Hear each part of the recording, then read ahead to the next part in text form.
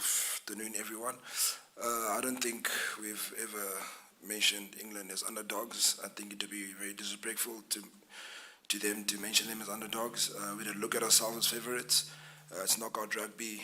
Anything can happen. So, yeah, it's going to be a tough game. It's going to be a physical game.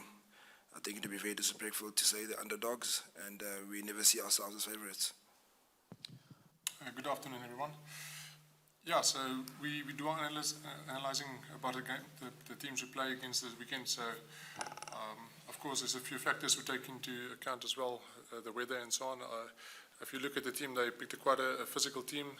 We read in the news as well, they're going to try and take us on at our set phases, the scrums and mauls. We've seen some stuff how they defend as well. So defend is quite a key factor for their team. So that's some stuff we take into account, and we prepared for that as well. One thing I know for sure, without even going too deep to 2019, in the past year, I think they are totally a different team.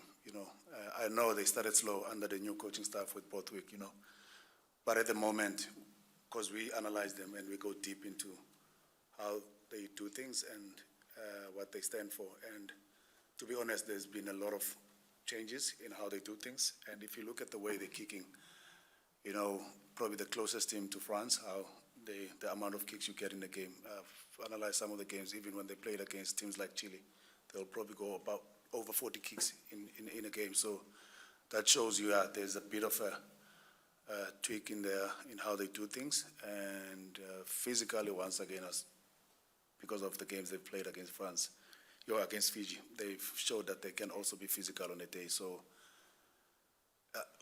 the question is it the same team compared to 2019? They're totally a different team. And us as a coaching staff and players, I don't think we will never underestimate them, because we know on a good day, when they switch that right button, they can be a dangerous team. So, yeah, I think they're a better team now where they are at the moment. Yeah, personally, I haven't received anything on my phone, so I'm not too stressed about it. But once again, we are well aware of the situation with Cobus and his family, and an honest truth from me.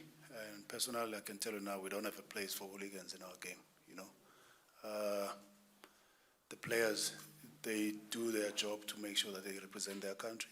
And all the players that were on the field, and we are here to represent South Africa. So if someone has got a problem with that, I think the French authorities will have to deal with that, But once again, from our side, we will make sure that we protect each other as a team, our players, management, everyone involved.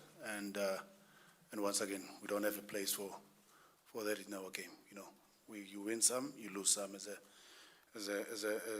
part of the game, So I'm actually disappointed. Whoever send that message to a player, I'm really disappointed at that. But once again, we'll keep doing everything in our powers to make sure that we make our people proud at home. But once again, regarding the situation, I think it's well handled now between the authorities of French. And, yeah.